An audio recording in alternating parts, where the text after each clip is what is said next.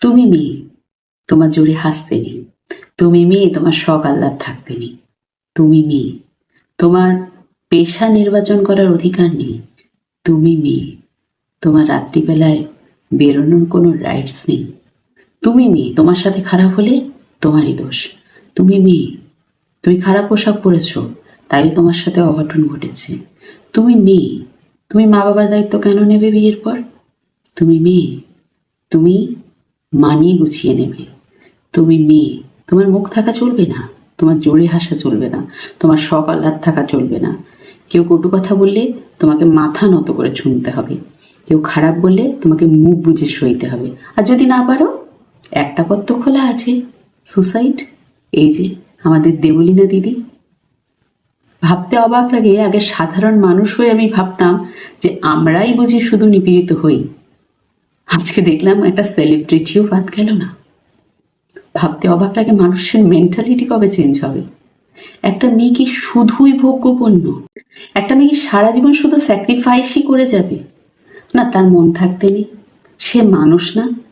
একটা মেয়েকে নিজের সন্তান ভাবা যায় না? আপনি নিজের ছেলের জন্ম দিচ্ছেন, ভালো কথা,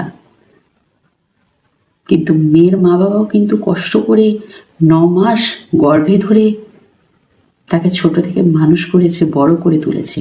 আপনি যতটা কষ্ট করেছেন ওনারাও ঠিক ততটাই কষ্ট করেছেন, ভেবে দেখবেন। তারপর দুম করে আপনার বাড়িতে আসার পর আপনার হাতের পুতুল হয়ে যায় তারা। তার মা বাবাকে দেখতে নেই, তার মা বাবাকে আসতে নেই, তার মা বাবার প্রতি কোনো দায়িত্ব কর্তব্য করতে নেই। পরেও কিছু লোক বলবে ফেমিনিস্ট। একটু ভেবে দেখবেন, একটা সেলিব্রিটিও বাদ গেল না। তো সাধারণ কত মেয়ে প্রত্যেক দিন এই অত্যাচারের শিকার হয়ে নিজেদের জীবন বিসর্জন দেয়। আচ্ছা, অত্যাচারটা কি কেবল শারীরিক হয়? মানসিক অত্যাচারের কোনো দাগ থাকে না? কতভাবে মানসিকভাবে নিপীড়িত হয় মেয়েরা প্রত্যেক দিন।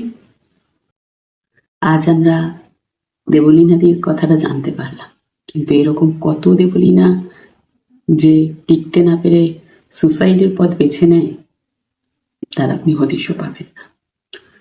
আমি ছেলের মায়েদের কাছে করজোড়ে নিবেদন করব, যদি ছেলেকে ভাগ করতে না পারেন, ছেলের ভালোবাসা ভাগ করতে না পারেন, ছেলেকে বিয়ে দেবেন না।